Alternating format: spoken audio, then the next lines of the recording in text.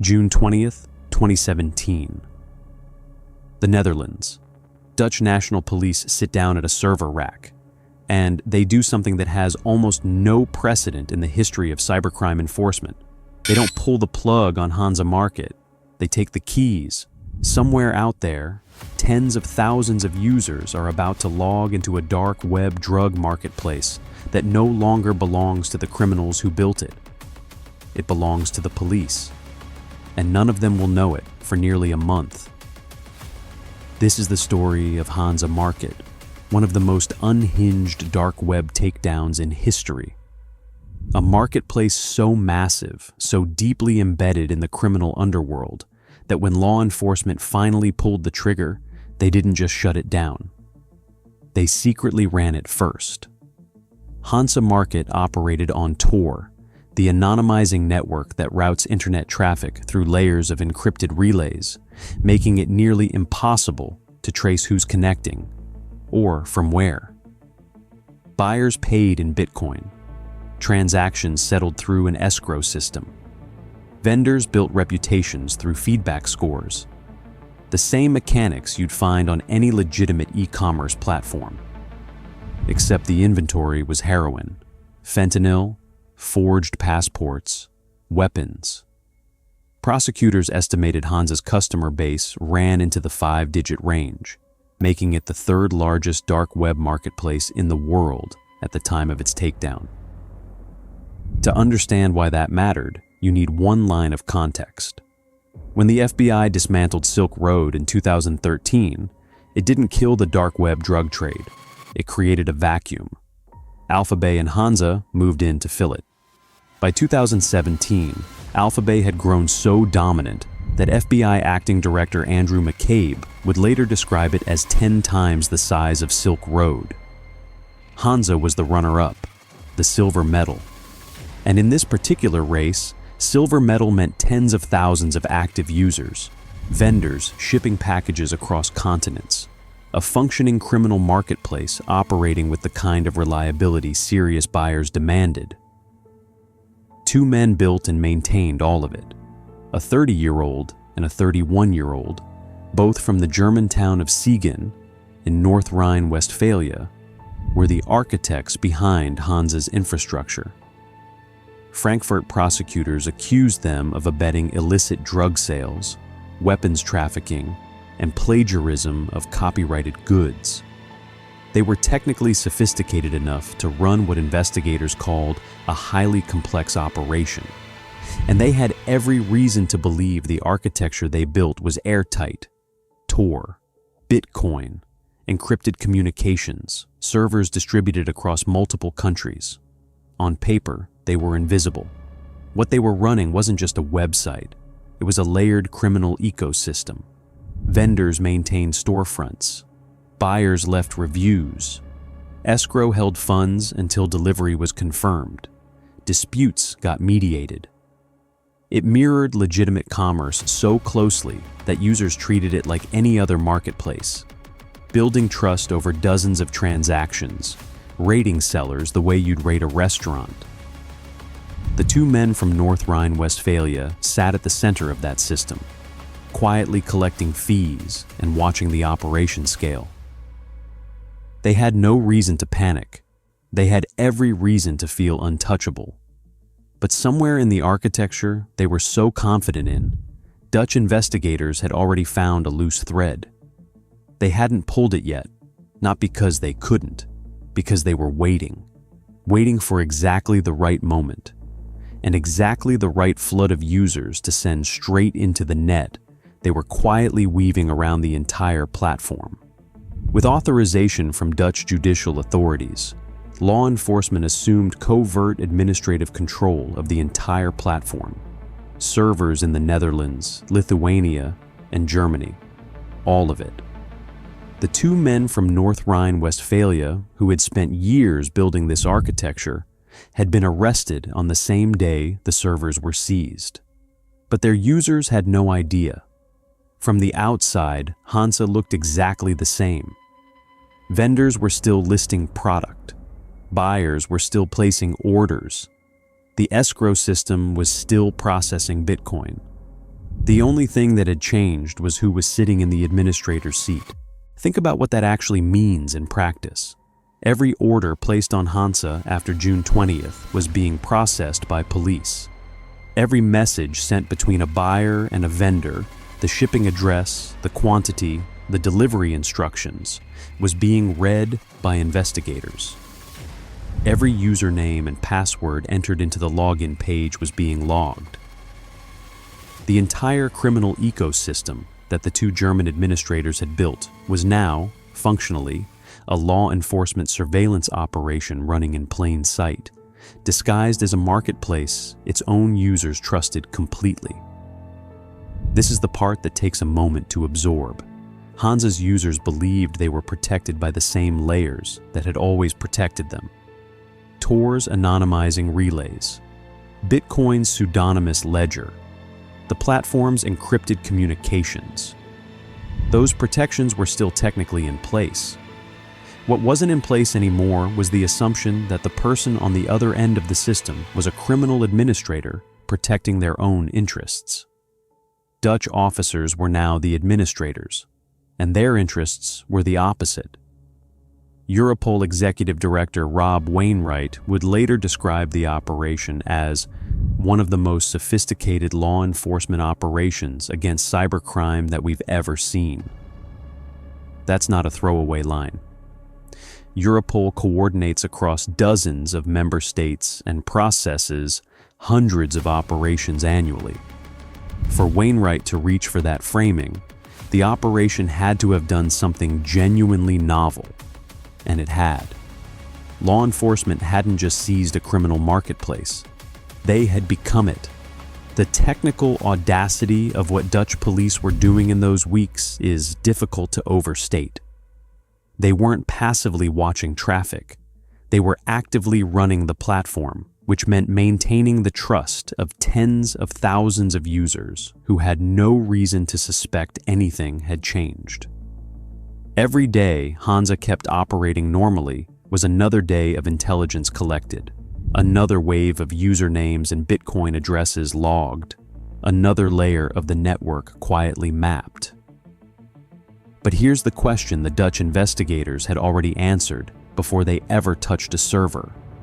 Why go to all this trouble? Why not simply seize the platform and announce the takedown? The answer had nothing to do with Hansa itself. It had everything to do with what was happening simultaneously, on the other side of the Atlantic, to the marketplace that dwarfed Hansa entirely, and the hundreds of thousands of users who were about to need somewhere new to go. Then AlphaBay went dark. On July 4, 2017, Independence Day in the United States, the platform that had dominated the dark web drug trade simply stopped responding. No announcement, no warning, just silence. For the platform's 200,000 registered members and 40,000 vendors, it felt like the ground had disappeared beneath them. Forums lit up with speculation. Had the servers crashed? Had the administrators exit scammed and run off with everyone's Bitcoin? Nobody knew. And that uncertainty was exactly what American and European investigators had planned for. The answer came days later. On July 5th, Thai authorities arrested Alexandre Cazès, a 26-year-old Canadian citizen, at the request of the United States government. Cazès was the founder of AlphaBay, the man who had built what FBI Acting Director Andrew McCabe would call 10 times the size of Silk Road into a functioning criminal empire. The arrest had been coordinated across multiple countries simultaneously. Servers seized in Thailand, Lithuania, Canada, Britain, and France, with the FBI and the Drug Enforcement Administration driving the operation from the American side. The human cost of what Cazès had built wasn't abstract.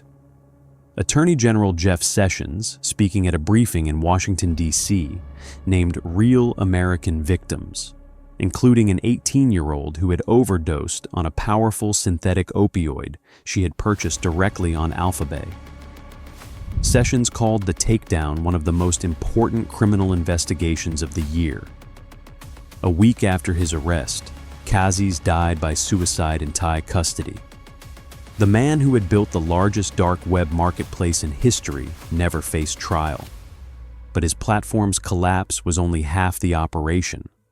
The other half was already running, quietly, in the Netherlands. When AlphaBay vanished, its 200,000 members needed somewhere to go. They went to Hansa, the same platform Dutch National Police had been secretly administering since June 20th.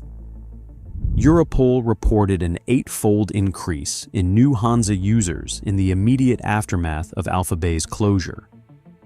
Think about what that number actually represents: a mass migration of buyers, vendors, and distributors, all of them rattled by AlphaBay's disappearance, all of them searching for a platform they could trust. And every single one of them typed their username and password directly into a login page controlled by law enforcement.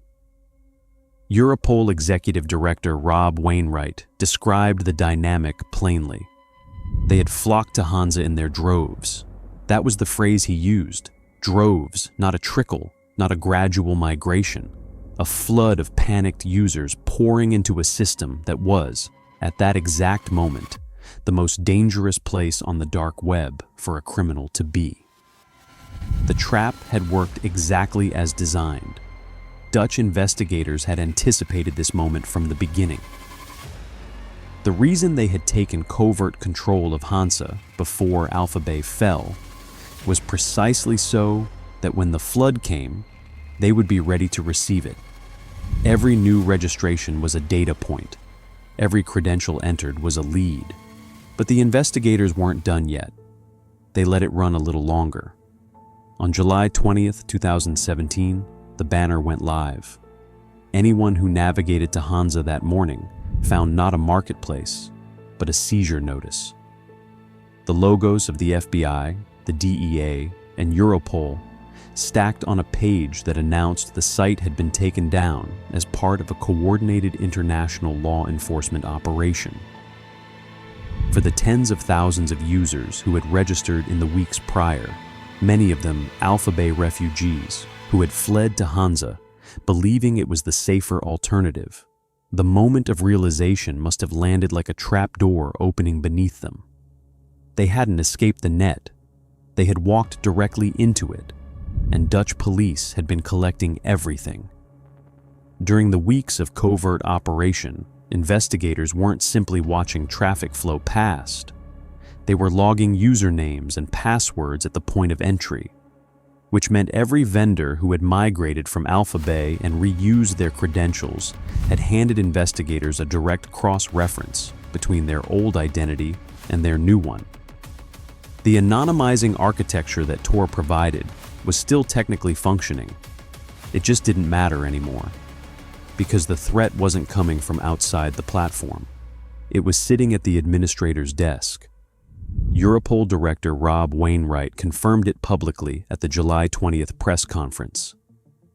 The usernames and passwords of thousands of buyers and sellers of illicit commodities had been identified and were now subject to follow-up investigation by Europol and its partner agencies.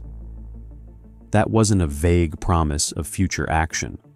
It was an acknowledgement that the intelligence harvest was already complete, that the weeks of covert operation had produced a database of real identities attached to real criminal activity. Shipping addresses included, vendor communications logged, financial flows mapped. The specific mechanics of why this worked so thoroughly come back to one behavioral pattern investigators had anticipated and exploited. People reuse credentials. Vendors who had spent months building reputations on AlphaBay, carefully cultivated feedback scores, established buyer relationships, trusted usernames, brought those same identities to Hansa when they migrated. They had no reason to start over. Their username was their brand. And when they typed it into a login page that Dutch police were administering, they connected their AlphaBay history directly to their Hansa activity. handing investigators a thread that ran across both platforms simultaneously. Europol confirmed that the data gathered from the operation was being used to open hundreds of new investigations across Europe. Not dozens, hundreds. The covert operation had functioned less like a raid and more like a census, a systematic enumeration of who was operating in this criminal ecosystem, what they were selling, and where they were shipping it. This was the design, not just to shut Hansa down, to use it, to let the platform's own trust infrastructure, the escrow system, the reputation scores, the encrypted messaging vendors relied on, become the mechanism by which those vendors expose themselves. The dark web had been built on the premise that anonymity was structural, that the architecture itself was the protection. Operation Bayonet had just demonstrated that architecture could be turned inside out, which raises the question the entire operation had been quietly building toward. Did it actually change anything? Here's the honest answer, and it's the one FBI Acting Director Andrew McCabe gave himself at the same press conference where the seizure was announced. Our critics will say, as we shutter one site, another site emerges, McCabe said, and they may be right. He wasn't being modest, he was being accurate. Within months of Hansa's closure, successor markets had begun filling the vacuum. The same pattern that had followed Silk Road's takedown in 2013. The same pattern that had followed every major dark web seizure before Operation Bayonet. The architecture of anonymous commerce on Tor is resilient in the way that any decentralized system is resilient. You can remove a node without killing the network. McCabe knew this. Europol knew this. Sessions knew this. What they were arguing, what Operation Bayonet actually demonstrated, was something different and considerably more unsettling for anyone who had built their criminal livelihood on the assumption that Tor made them structurally invisible. The argument wasn't that law enforcement could kill the dark web. It was that law enforcement could now inhabit it. That is the shift. Before Bayonet, the enforcement model was external. Find the servers, seize the servers, announce the seizure, watch users scatter. It was a demolition model, and demolition has a ceiling. You tear down one building, another goes up. But Dutch investigators had demonstrated something the demolition model never could, that if you move quietly enough, you can take the keys before anyone notices, run the building yourself, and use the trust its tenants have already placed in it to map every single one of them before you finally turn off the lights. The two men from North Rhine-Westphalia, the 30-year-old from Siegen and his 31-year-old partner from Cologne, had built their platform on exactly that trust. Encrypted communications, distributed servers, Tor's layered anonymity. Every technical safeguard they had implemented was designed to protect them from an adversary operating from outside the system. It had never occurred to them that the adversary would simply become the system. On June 20th, both men were arrested in Germany while Dutch police assumed control of the servers, held in custody where they were permitted to communicate only with their lawyers. The architecture they had spent years perfecting had been turned against them by investigators who had studied it long enough to find the one vulnerability no technical solution can patch. The moment you hand your platform's trust to someone else, you hand them everything your users believe about it. And the human cost that Attorney General Sessions anchored the entire operation to never left the room. The 18-year-old who had overdosed on a synthetic opioid she purchased on AlphaBay. The other American Sessions said had been killed by drugs sourced through these platforms. Operation Bayonet didn't bring them back. No law enforcement operation could. But Europol's confirmation that the covert Hansa operation was generating hundreds of new investigations across Europe meant that the network of vendors who had shipped those substances, the storefronts, the shipping addresses, the usernames attached to real people, was no longer hidden behind an architecture its operators believed was impenetrable. Those Dutch officers who sat down at that server rack in June 2017 didn't just seize a marketplace. They ran it, harvested it, and used the dark web's own migration instincts against itself. The dark web had promised its users that anonymity was structural, that the technology itself was the guarantee.